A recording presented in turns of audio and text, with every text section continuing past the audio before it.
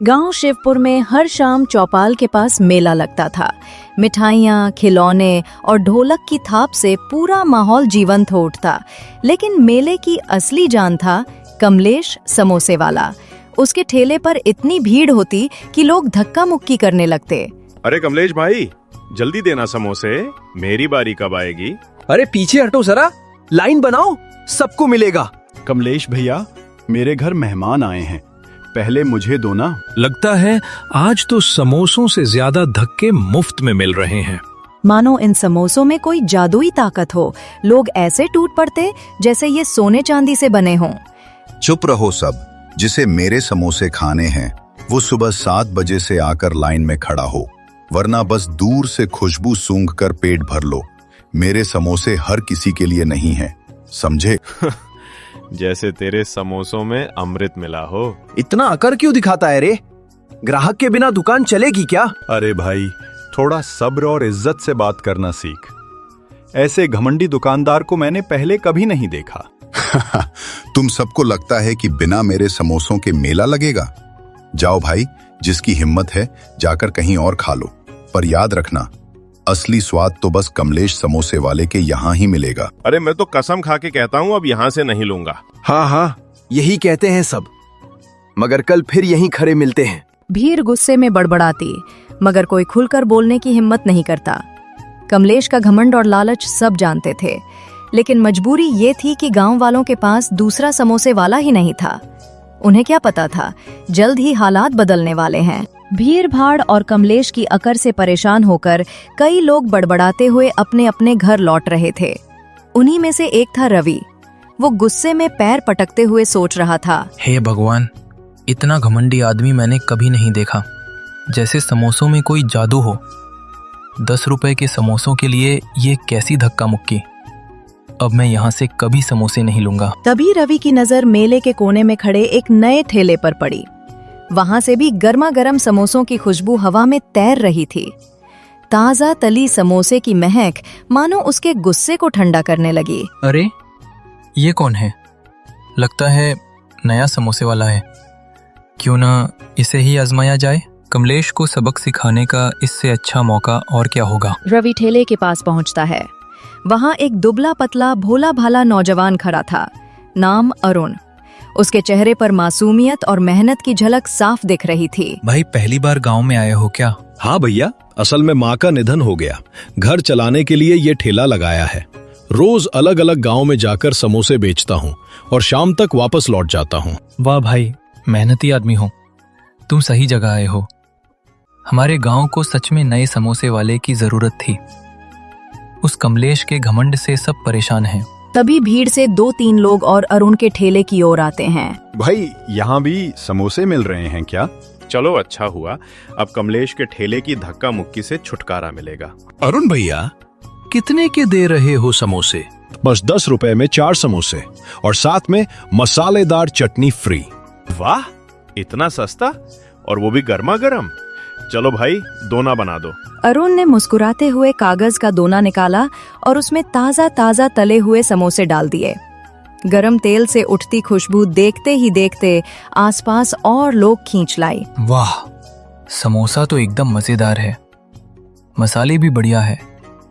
कसम से मैंने आज तक ऐसा समोसा नहीं खाया। अरे भाई, स्वाद तो अच्छा है और भीड़ भी कम है। अब तो यहीं से खाएंगे। हाँ, कमलेश के घमंड को अब सबक मिलेगा। अरुण के समोसों की खुशबू और रवि की तारीफ ने लोगों का ध्यान उसकी ओर खींच लिया था। ठेले पर धीरे धीरे भीड़ बढ़ने लगी। लोग गर्मा गर्म समोसे खरीद रहे थे और अरुण हर किसी से विनम्रता से बात कर रहा था। तभी भीड़ में अचानक हलचल हुई। अरे हटो हटो, इन्हें आने दो। हाँ, जगह दो, हमारे गांव के मान सम्मान आ रहे हैं। भीड़ सम्मान से साइड हो गई। एक लंबा चौड़ा आदमी लाठी टेकते हुए धीरे धीरे ठेले की ओर बढ़ रहा था। उसका चेहरा गंभीर लेकिन आंखों में चमक थी। लोग उन्हें विपिन जी कहते थे।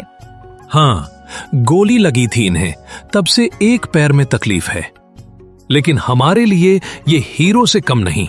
बेटा, क्या मुझे भी तुम्हारे समोसे चखने का मौका मिलेगा? जी बिल्कुल साहब, आपके लिए तो सबसे गर्मा गर्म समोसे हैं। वाह, ये तो सच में स्वादिष्ट हैं। मसाले का संतुलन एकदम बढ़िया है।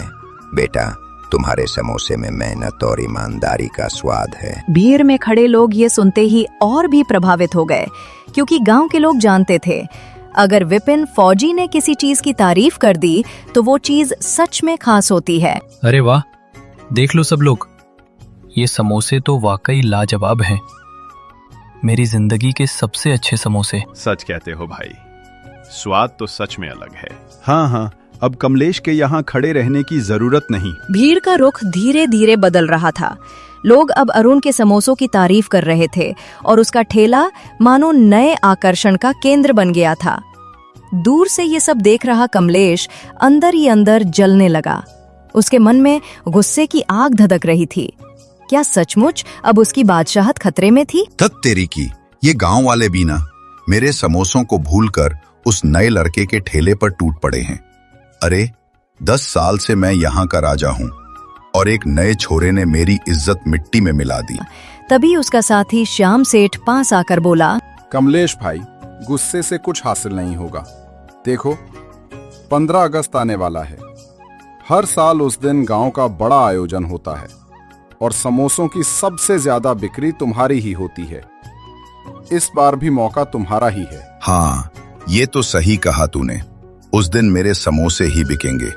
सारा गांव जानता है कि त्योहार का स्वाद सिर्फ कमलेश के समोसों में है। अरुण, तुझे तो मैं ऐसा सबक सिखाऊंगा कि जिंदगी भर याद रखेगा। ये गांव सिर्फ मेरे समोसों का स्वाद चखेगा, किसी और का नहीं। भीड़ अरुण के समोसों का मजा ले रही थी, लेकिन कमलेश के मन में खौलती नफरत और जलन किसी बड़े तूफान की तैयारी कर रही थी। उसे लगता था कि 15 अगस्त का दिन उसकी हार नहीं बल्कि बदला लेने का दिन होगा। आयोजन से पहले सरपंच ने पंचायत भवन में एक बड़ी बैठक बुलाई। गांव के बड़े बूढ़े, दुकानदार और सम्मानित लोग सब वहां मौजूद थे। माहौल गंभीर था। भाइयों और बहनों, 15 अगस्त के कार्यक्रम की तैयारियों पर चर्चा करनी है। हर काम की जिम्मेदारी सही हाथों में होनी चाहिए। तो सबसे पहले लड्डू बनाने की जिम्मेदारी संतोष हलवाई को सौंपी जाती है। बहुत अच्छा, उनके लड्डू हमेशा बेहतरीन होते हैं। और समोसों की जिम्मेदारी, सरपंच जी, वो तो हमेशा मेरी रही है। 10 साल से मैं ही ये काम करता आया हूँ। इस बार भी वही काम मुझे ही दीजिए। नहीं कमलेश, इस बार समोसों की जिम्मेदारी अरुण को दी जाएगी। ये कैसा फैसला है सरपंच जी? 10 साल से सिर्फ मैं ही 15 अगस्त के लिए समोसे बनाता आया हूँ और अब अचानक इस नए छोरे को मौका दिया जा रहा है। ये नाइंसाफी है। सही कहा कमलेश ने। इतने साल से उसने ही सब संभाला है। नए लड़के पर कैसे भरोसा किया जा सकता है? कमलेश, तुमने सालों तक ये जिम्मेदारी निभाई, उसके लिए हम सब आभारी हैं। लेकिन इस बार हम नए को मौका देना चाहते हैं। अरुण मेहनती है और सबसे बड़ी बात, उसमें विनम्रता है। त्योहार सबका होता है और हर किसी को योगदान का हक है। सही कहा सरपंच जी। कमलेश ने हमेशा घमंड दिखाया। अब गांव को नए स्वाद की जरूरत है। भीड़ की आवाजें गूंज उठीं। सरपंच का फैसला पक्का हो गया। इस बार 15 अगस्त पर समोसे अरुण ही बनाएगा। कमलेश के चेहरे का रंग उड़ चुका था। उसकी आंखों में गुस्से और अपमान की लपटें जल रही थीं। ये फैसला उसके लिए किसी सदमे से कम नहीं था। अरुण, ये खेल तू जीत गया समझता है, लेकिन याद रखना, कमलेश समोसे वाला इतनी आसानी से हार नहीं मानता। तुझे इस मौके की कीमत चुकानी पड़ेगी। पंचायत की बैठक खत्म हो गई। गांव वाले संतुष्ट थे कि इस बार कुछ नया होगा, लेकिन किसी को अंदाजा नहीं था कि कमलेश के मन में अब कौन सी खतरनाक योजना आकार ले रही है। आखिरकार 15 अगस्त का दिन आ पहुंचा। सुबह से ही शिवपुर के मैदान में चहल पहल थी। तिरंगे लहरा रहे थे, बच्चे गीत गा रहे थे और औरतें रंगोली सजा रही थीं। मंच सजा था और सरपंच तैयारियों पर नजर रख रहे थे। वाह, क्या खूब सजावट हुई है। हाँ, और समोसों की खुशबू तो अभी से आ रही है। समोसों की खुशबू से मैदान गूंज उठा।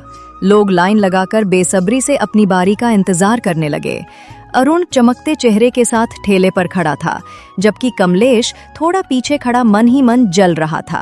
अरे भाई, आज तो पूरे गांव को नए स्वाद का मजा मिलेगा। मीर समोसे खाते हुए खुश थी, लेकिन तभी अचानक अफरा तफरी मच गई। रवि और विपिन फौजी की नजर एक अजीब चीज पर पड़ी। अरुण के ठेले के पीछे एक रस्सी से बंधा हुआ आदमी दिखाई देता है, जिसके मुंह में कपड़ा ठुसा है। ये तो कमलेश है, बंधा हुआ है। रवि और कुछ लोग दौड़कर कमलेश को खोलते हैं। जैसे ही कपड़ा हटता है, कमलेश हांफते हुए बोलता है, बचाओ, अरुण मासूम नहीं है, वो गद्दार है। उसके समोसों में बम छुपाए गए हैं, जल्दी सबको रोको। हे भगवान, समोसों में बम? सब दूर हटो, समोसे मत खाओ। हाँ, सही कहा कमलेश ने। ये समोसे सिर्फ स्वाद के लिए नहीं बल्कि धमाके के लिए बने हैं। आज इस गांव के साथ साथ इस देश के वफादार अफसर को भी उड़ाना था। देशद्रोही, तेरा ये सपना कभी पूरा नहीं होगा। अरुण की असली सच्चाई सामने आ चुकी थी। वो कोई साधारण समोसे वाला नहीं, बल्कि एक खतरनाक आतंकवादी था, जिसने इस दिन को खून खराबे में बदलने की योजना बनाई थी। लेकिन अब मैदान में सिर्फ एक सवाल गूंज रहा था, क्या गांव वाले रवि और विपिन मिलकर अरुण की इस घिनौनी साजिश को रोक पाएंगे? आज तुम्हारा झंडारोहण नहीं होगा, यहाँ सिर्फ बारूद की गंध फैलेगी। झूठा है तू, ये गांव तेरे जैसे गद्दारों से डरने वाला नहीं। सब लोग दूर हट जाओ, ये आतंकवादी है, हमें इसे यहीं रोकना होगा। मुझे मत रोक सकते, ये बम फटेगा और सब खाक हो जाएगा। विपिन ने अपने सैन्य अनुभव से अरुण को कसकर पकड़ लिया और रवि ने झटके से उसका थैला खींचकर एक ओर फेंक दिया। पुलिस पहले से सतर्क थी। तुरंत जवान दौड़कर पहुंचे और सारे बम सुरक्षित कर लिए। अरुण अब पूरी तरह काबू में था। नहीं, मेरी योजना अधूरी नहीं रह सकती। देशभक्ति के दिन गद्दारी की कोई जगह नहीं, तू हार चुका है। गांव वालों ने राहत की सांस ली। बच्चे फिर से झंडे के गीत गाने लगे। सरपंच मंच पर आए और बोले, आज हमारे गांव ने साबित कर दिया कि जब हम सब एकजुट हों तो कोई दुश्मन हमें हरा नहीं सकता। रवि और विपिन ने साहस दिखाया है और पूरे गांव ने मिलकर हमारी आजादी की रक्षा की है। मैंने घमंड किया, गलती की, अब से ईमानदारी से काम करूंगा। सही कहा भाई, मेहनत और सच्चाई से ही असली स्वाद मिलता है। इस घटना ने शिवपुर को सिखाया कि लालच का अंत बुरा होता है और एकता से हर साजिश नाकाम होती है।